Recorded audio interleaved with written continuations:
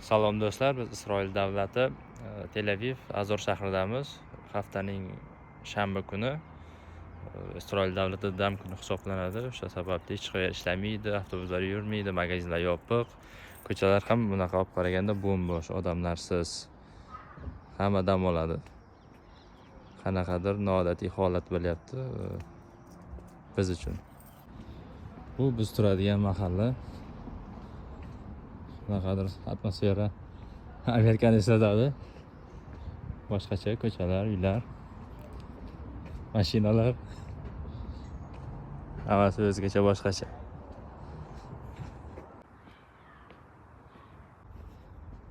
Oddiy mahallaning ko'chalari ham har bir qanaqadir qiziqchi.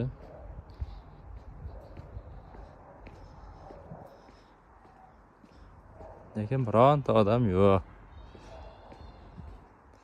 Desam adashgan ekanman. Shu yerda bir kishi ko'rindi. Hamma dam olyapti, hamma uyda. Qanaqadir Istanbul ko'chalarini ham o'xshatadi. Istanbul ko'chalariga ham o'xshaydi, qaysidir ma'noda demoqchiman-da. Juda o'xshashlik bor. Bu qo'shnimiz kemalar bilan shug'ullanadi shekilli, ya. Rosa ko'p ekan kemalari.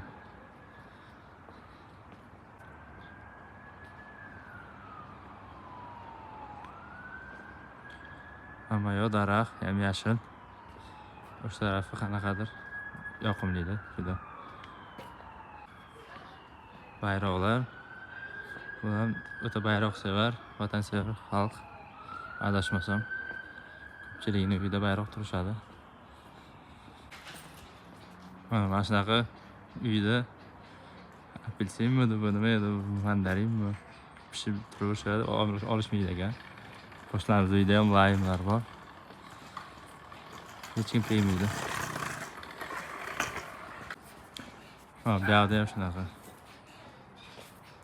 Mevalar pishib, to'kilib yotaveradi, hech kim tegmaydi.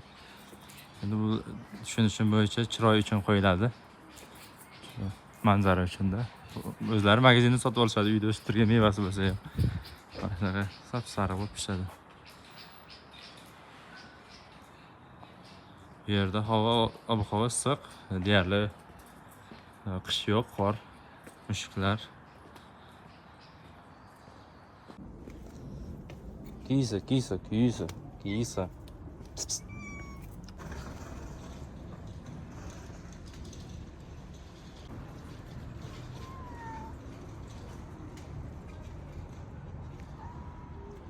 Chaqir qilyapti. Balki. Mushuklar ham odamdan qo'rqmaydi, shunaqa. Xoh ko'cha mushugi bo'lsin, xoh uy mushugi.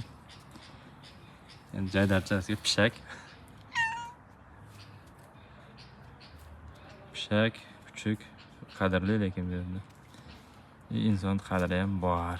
Hamma shu. Mahallamizdagi magazin ham yopiq. Soat 5 bo'lyapti.